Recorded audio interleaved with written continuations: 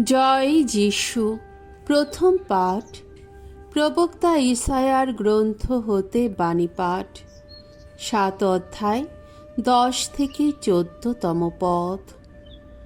ভাবি ইম্মানুয়েলের জন্ম সম্বন্ধে প্রবক্তা ইসায়ার ভবিষ্যদ্বাণী।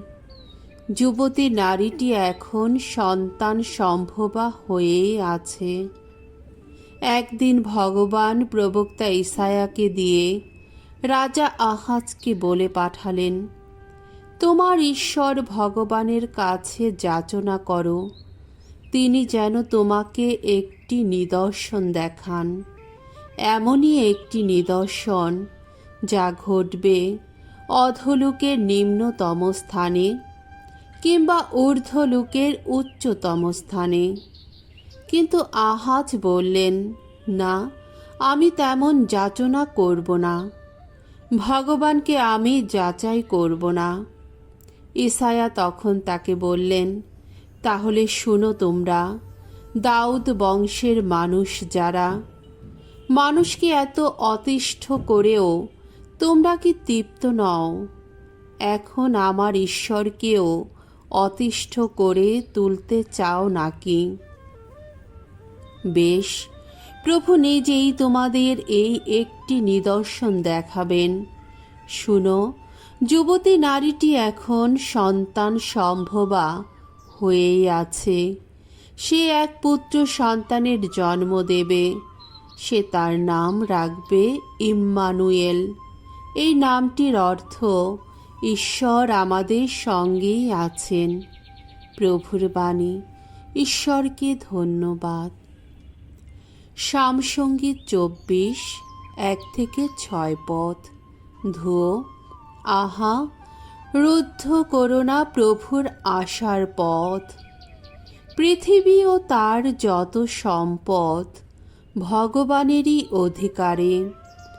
জগৎ ও জগতের যত অধিবাসী তারই। জগৎকে তিনি নিজেই তো সমুদ্রের ওপর বসিয়ে রেখেছেন, শক্ত করে বসিয়েছেন জলরাশির বুকে। কে উঠবে ভগবানের পর্বত শিখরে? কে গিয়ে দাঁড়াবে তার পুণ্য ধামে? সেই তো পবিত্র যার হাত, নির্মল যার অন্তর, কখনো অলিকতার যে নেয় না শরণ। সেই তো পাবে ভগবানের আশীর্বাদ। ত্রাণেশ্বর তাকেই তো যোগ্য মানুষ বলে গণ্য করবেন। এমনই মানুষ তারা যারা ঈশ্বর অন্বেষী। ওগো যাকবের ঈশ্বর, যারা তোমার শ্রীমুখের দর্শন পিয়াসী। বাণী বন্দনা। জয় জয় প্রভুর জয়। ওগো দাউদ কুলের চাবি, তুমি যে খুলো স্বর্গ রাজ্য দ্বার। এসো তুমি, এসো, তমস্যা বন্দি যত মানুষের খোলো কারা শৃঙ্খল। জয় জয় প্রভুর জয়। মঙ্গল সমাচার। লূক রচিত মঙ্গল সমাচার, 1 অধ্যায় 26-38তম পদ। মারিয়া গর্ভ ধারণ করে একটি পুত্রের জন্ম দেবেন। একদিন ঈশ্বর স্বর্গদূত গাব্রিয়েলকে গালিলিয়া প্রদেশের নাজারেত শহরে পাঠালেন একটি কুমারীর কাছে। সেই কুমারী যোসেফ নামে পরিচিত দাউদ বংশীয় একজনের বাগদত্তা বধূ ছিলেন। কুমারীটির নাম ছিল মারিয়া। স্বর্গদূত তার কাছে এসে বললেন, প্রণাম তোমায়, পরম আশীষ ধন্যা তুমি, প্রভু তোমার সঙ্গেই আছেন।